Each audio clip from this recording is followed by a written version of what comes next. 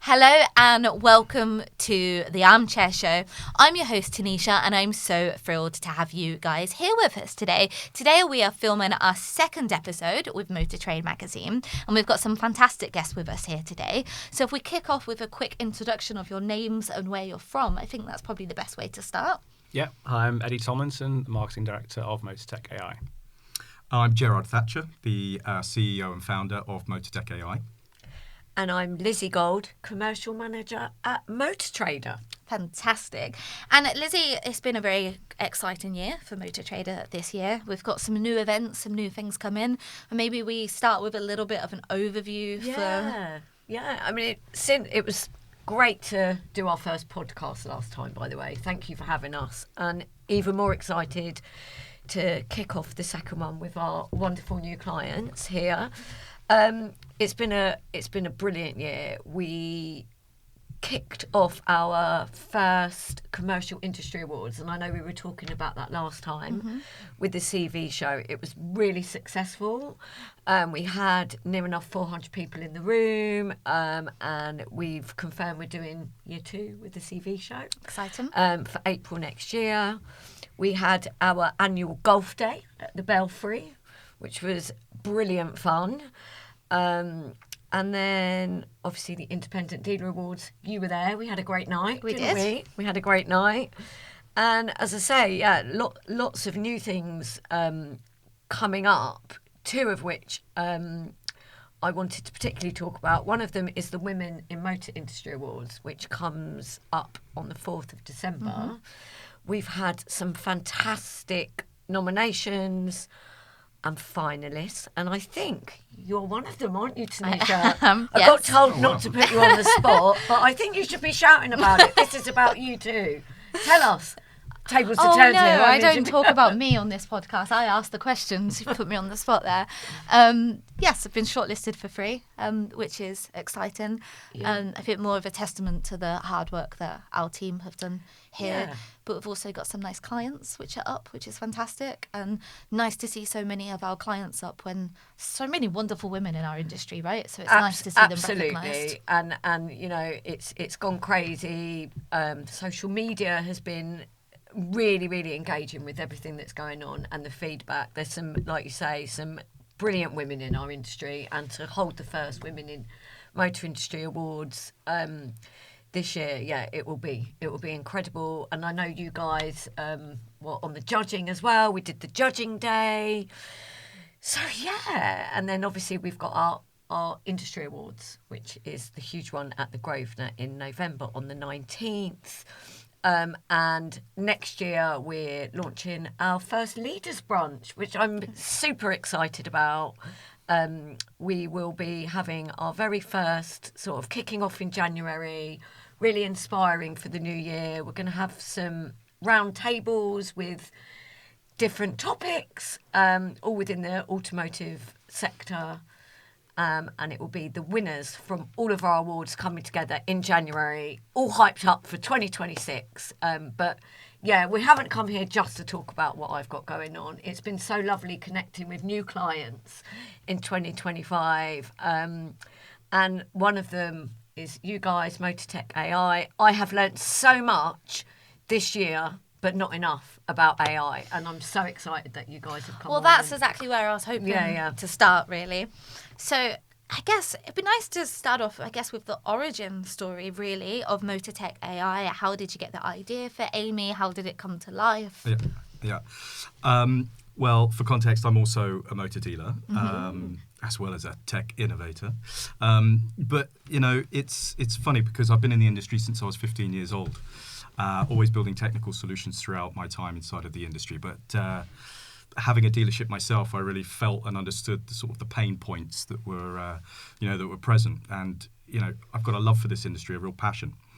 And, you know, I want to solve the problems that are out there because I care about it so much.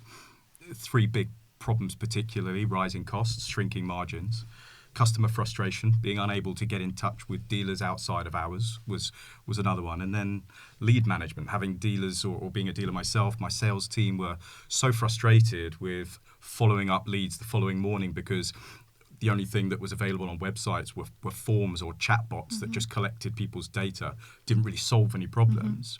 So I suppose, as a dealer myself, I knew that I could, and this is going back about 3 years ago when the concept was born. I suppose it was about the time of the birth of ChatGPT becoming out, people starting to realize, and, that light bulb moment happened. I was like, I could do something with this.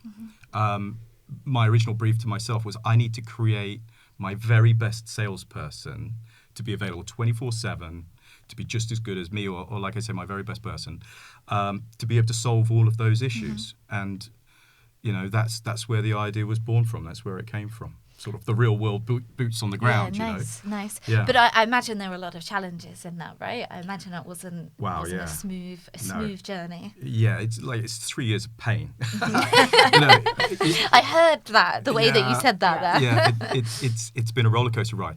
But you know what? It's so satisfying now knowing that we got new clients, we've got dealers all around the country now starting to use, take it on board and start to use it, and then occasionally I can dip in and read some of the transcripts that, Amy's having conversations with clients. And it still blows my mind, not only how real it all feels and how customers are interacting with it, but this is all brand new, right? So we're creating things that have never existed before. So, it is just so exciting to be a part of this journey and also to solve these problems, not just for my own business, but for everybody in the industry.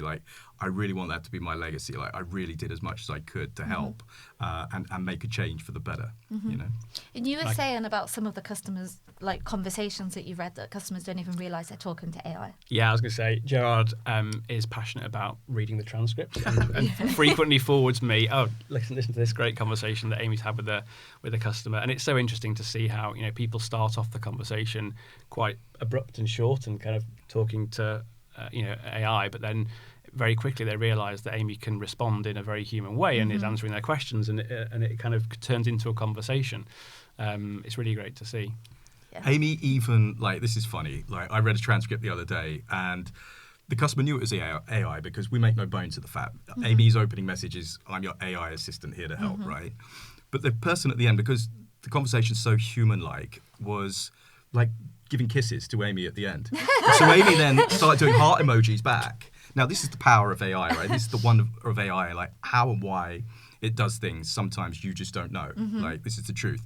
We put 1 million guardrails in place. It's one of the things that has those challenges I've spoken about for the last 3 years, is the guardrails. But these little nuances, these little things that she's able to do, we give her tolerance to be able to do. It's so cool, to be able to give heart emojis back to a customer that just sent kisses. It's crazy, but it's a lot of fun at the same time, And how do you get AI? Because AI is not new, right? It's been around for a really long time. But how do you get it to sound like a human, right? Because... Yeah, good question. It's already quite lifelike in its sort of, depending on the LLM that you take it from, the large language models that you take it from. We use OpenAI as sort of, the conversational context part of the AI that we use. Of course, we've got a lot of cool, clever computational stuff and AI stuff going behind the scenes, but we use Amy's language model from OpenAI. So then it's just a matter of engineering the prompt to ensure that, in fact, the brief, I think originally I gave it version 1 and we're on version 47 or something like that now. But version 1 was a 24-year-old girl from London, sort of your typical sort of tele-receptionist, that sort of a brief. Polite, friendly, all of that kind of stuff. But yeah, it largely comes from the models, but then, of course, with your own tweaks and prompts put in behind it. So you've actually given it a whole persona of kind of 100%. age, gender, who that person might be to make it feel really real. Yeah, that's it. That is. And that all, is part of that whole experience you get with Amy, is you don't feel like you're being handled by a chatbot. And this was something really important because chatbots already exist, they're this if this then that sort of dumb being put through a funnel. But the incredible thing about and testament to the team that have worked, tirelessly on generating what we got today, which I think is a world-leading product, is that, it is that human-like interaction, and it's that seamless journey that you're being sort of guided through, handheld and guided through from the moment of not knowing what car to choose and you need advice. So maybe you're at the research level or the pre-search level, and you're like, okay, well, maybe I can compare some. And it's having that guidance and handhelded sort of support there to be able to say, okay, well, now we've solved that bit, let's move on. Shall we move on to the next step now? Shall we move on to the next step now? So yeah, it's really cool. But automotive, we have so many systems, right, and so many data points. So does it integrate with the dealer systems like their CRM, their stock, so Amy is able to be like, oh, the inquiry is now in the CRM, this is the stock that we have in place to guide a customer? Yeah, 100%. And again, this was one of the big challenges I needed to overcome when we first came up with version 1. It needed, so if I just go back a little bit, so before Amy existed, right, I mentioned chatbots and I mentioned forms and other live chat solutions. They were not plugged into anything. They're effectively like, dumb in the sense that they just don't know what a customer is asking for or wants. So if a customer said something just so basic and simple, like, is this vehicle still available? They'd be like, I don't know. I will take your name and number and I'll get somebody to give you a call back in the morning, because this, the customer's 9 o'clock at night wanting to know the answer. So it was imperative, we had to have Amy plugged into, the necessary APIs to be able to have all that information. And it's really important that Amy, that Amy's got like 1 million different data points of which she can extract information, take information from. Specific about the dealer, specific about the stock, specific about, their finance partners, and specific about their payment providers. So that's all tailored into making sure that customer is dealing with, that dealership and understands their stock and understands their process and understands their sales funnel. So that's the important part. Yeah, but it's plugged into everything, in that respect. That's the difference, I think, that Amy understands the sales journey from start to finish, rather than other bots that may just try and collect your name and number and say somebody will call you back tomorrow. She understands the steps to go through. She can interpret what you're asking, and has great data sitting behind her. Data inputs are crucial to AI as well, right? Data's the key, right? Because without that, as I said, it's just dumb. And so the value of the data, so Amy's plugged into, in my business particularly, is plugged into my DMS and my CRM.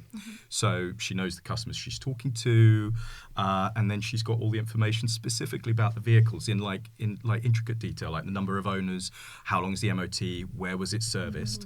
If this is information that belongs in the DMS, then we can plug it into it, which means, because I liken it to this.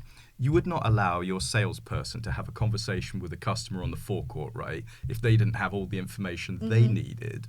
So that's the same thing. Like, if you're going to put Amy on your website, give her all the tools to do her job properly. And here's another mad point, is that up until now, people haven't thought about having salespeople on their websites, right? So your typical business or showroom has got like maybe, 5 to 10 salespeople in it. And how many salespeople have you got sat there managing your tens of thousands of web browsers for every 24 hours? It's like none. So it's like, again, it was that penny light bulb moment where it's like, this just needs to happen. This needs to be built. Yeah. And it was crazy that it didn't exist.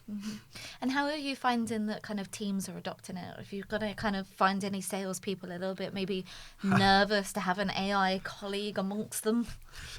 I think, there's always that element of uncertainty, right? And I think we all know now with AI, it is here. It's staying around. There's no denying that.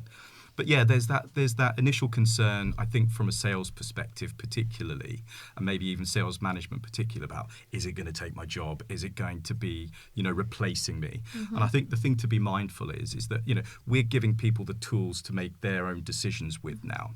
But for my business, if I can speak for that and others that we've integrated with, it's really enhanced the efficiency of these other businesses considerably, like really to the point where if Amy is contributing or influencing like 1 in 4 sales because she's handling so much of the sales process, that means it's something that human salespeople did not need to do. So if Amy was helping the customers find the right vehicle, helping them value the part exchanges and building the deal, that's work the salesman didn't need to do. But what the salesman do get, instead of having, like I said earlier, those multiple leads coming through at night where customers are asking questions like basic stuff like, is it still available? How long is the MOT?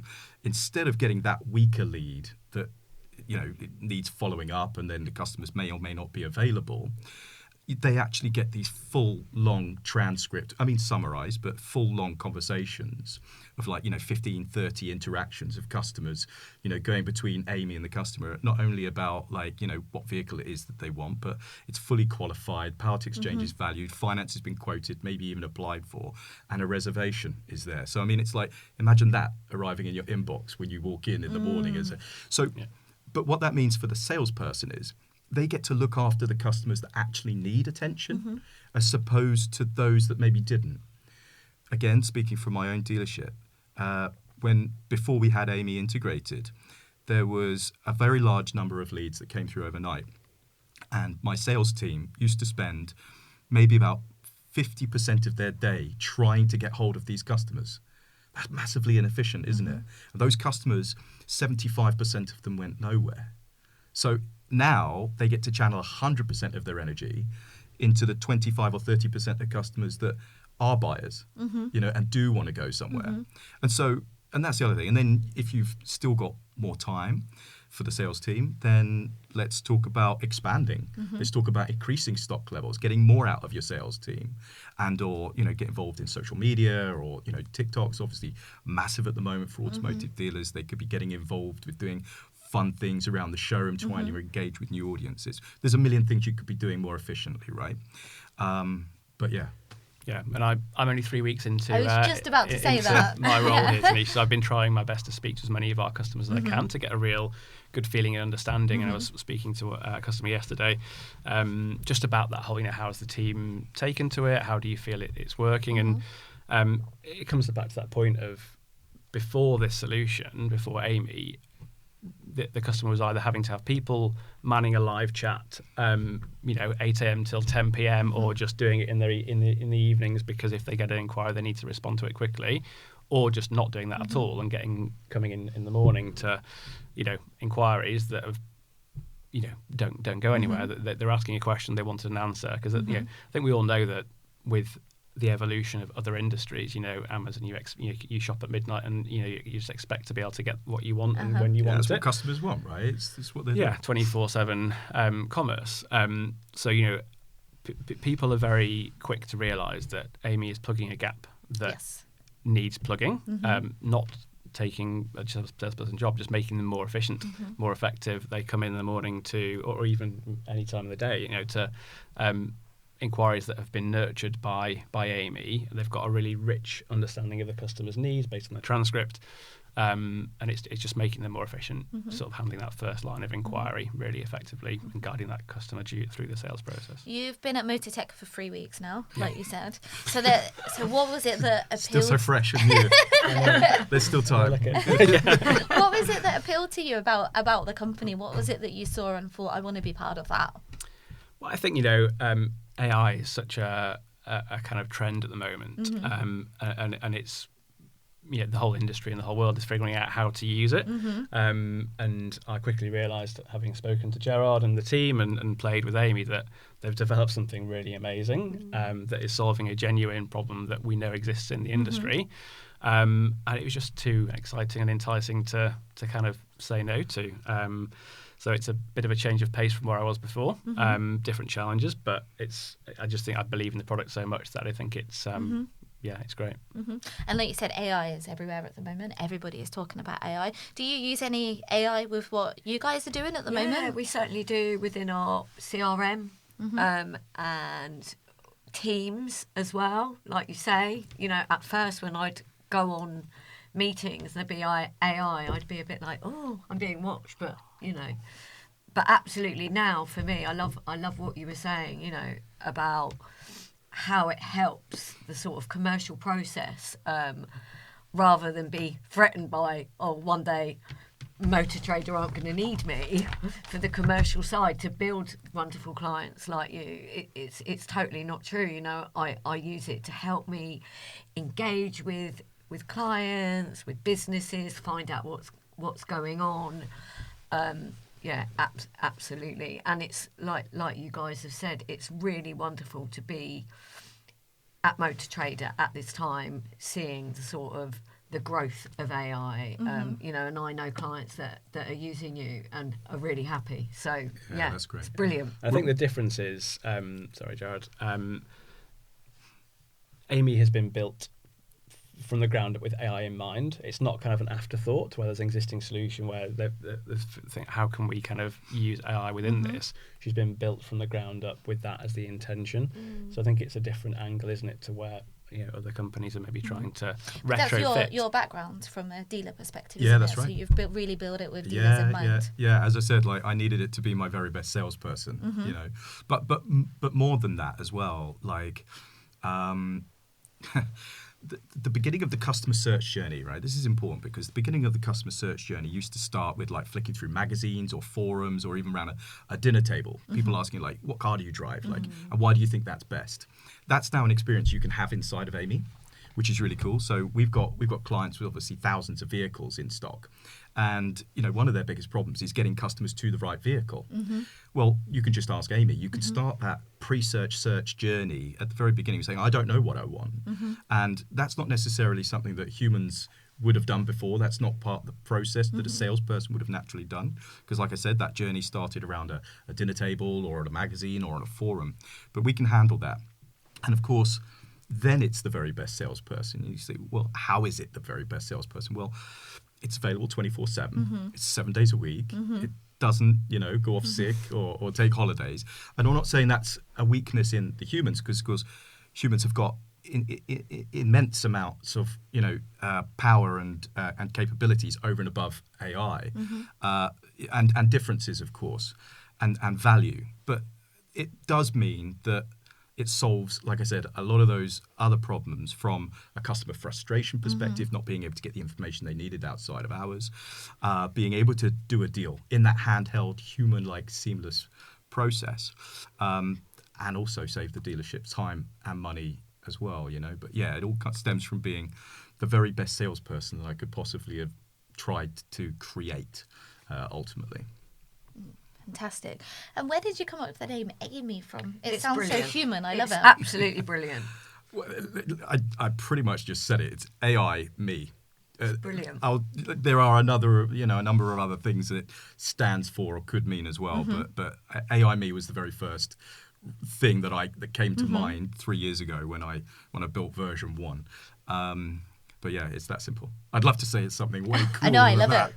but just It's AI great. me. That It's was great. it. I think that makes it even better. It sounds very human, but at the same time, it's actually does what it says. It's and it's got that sort of human-like identity, right? So it makes it relatable, and you can chat, you can converse, you can and you really can. That's the other really cool thing, as I mentioned. I keep going on about it. You have to shut me up, guys. You can tell I'm passionate, right? But just the fact that you can just ask, why do you think this car is better than that car? And it gives you that really cool, like, impartial. And that's, again, another thing to a human. A human would have an agenda, right? Maybe a salesperson would have a commission attached to a particular vehicle. So if we talk about compliance moving forward and, standards and transparency, well, this is, again, where AI is going to be so huge for moving us forward, not only in this industry, but, like, in every industry, because people will be able to trust and rely on it, more so than that of potentially someone that's being influenced by a sales commission or a finance commission. The dramas we've just had recently with finance compliance and finance commission compliance is mad. Literally, if you put everything through AI, well, then all of those issues are eliminated. So we make we've done a lot of work to make sure that Amy is completely compliant as well from a finance perspective, FCA wise. So when somebody goes through the finance process, they're presented with an initial disclosure document before even any discussions of finance take place. And of course, as I mentioned earlier, that then is a completely recorded conversation with a transcript that's then backed up and time-stamped with the full black and white, details of what happened in that conversation. So there literally is just no issues with compliance at all. That makes 'cause it's all compliance covered and up. safeguarding so much easier, That's doesn't it. it? That's it. So Yeah. again, it's another reason. We've actually got dealers that put 100% of their customers through finance, through Amy specifically, because it's like they were so worried and scared, because of the compliance issues from the commission disclosure issues. They were like, right, we don't want to do it. We're either going to stop selling finance, or we were like, well, you could put 100% through Amy, and then you don't need to worry. And they're like, that's it. That's what we'll do, and that's their solution. So Amy's now like, what used to be called a business manager is now Amy, which is really cool. Right. And from a customer's point of view as well, sometimes we get nervous asking humans questions and highlighting just how little we know about a topic, don't we? So it can be a little nervous to be like, actually, I know nothing about cars. I don't know what car I want. I don't know what's right for me. I know nothing about finance. I don't know how I want to pay for it.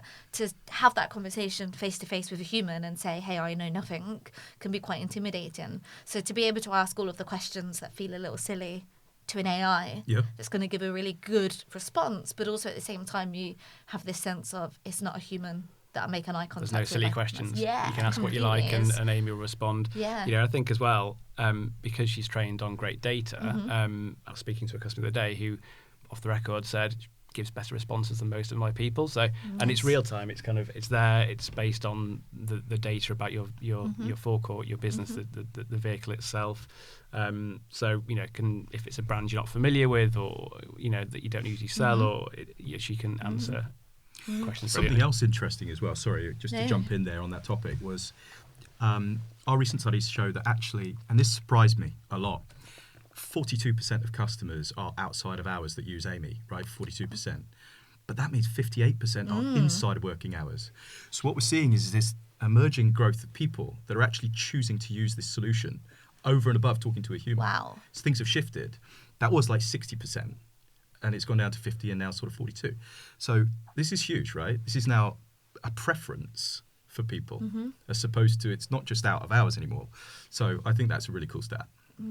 I was just thinking as well, so many dealers are bringing in new Chinese brands at the moment as well, and that's new products that the staff are going to be less familiar with.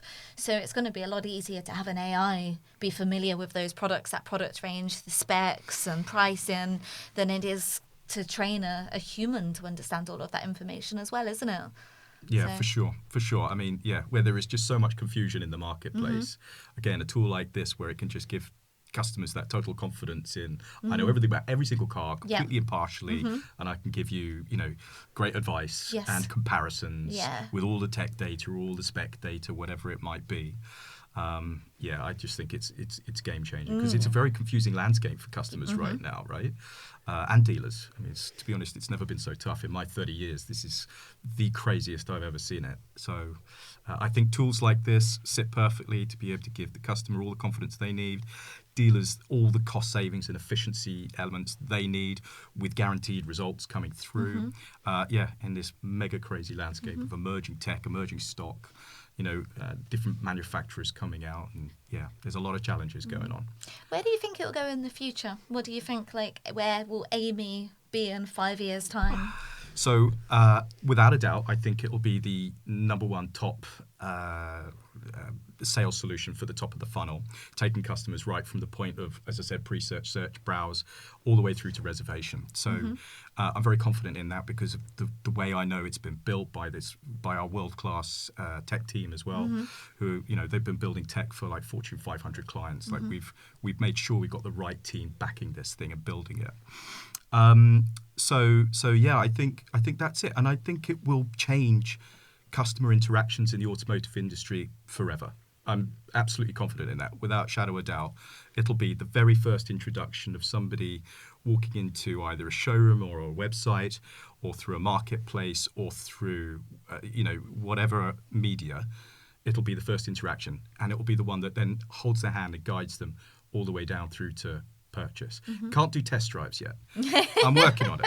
It can book test drives. It can book test drives, but it can't physically do a test drive. Although, if we plugged you into Teslas, I'm thinking that in 2026, Amy could actually have her own nomination for the Women in Motor Industry Awards. There you go. Wouldn't that be amazing? The first AI to It'd be receive. incredible. Yeah, there you go. Wow. Yeah. Amazing. Yeah.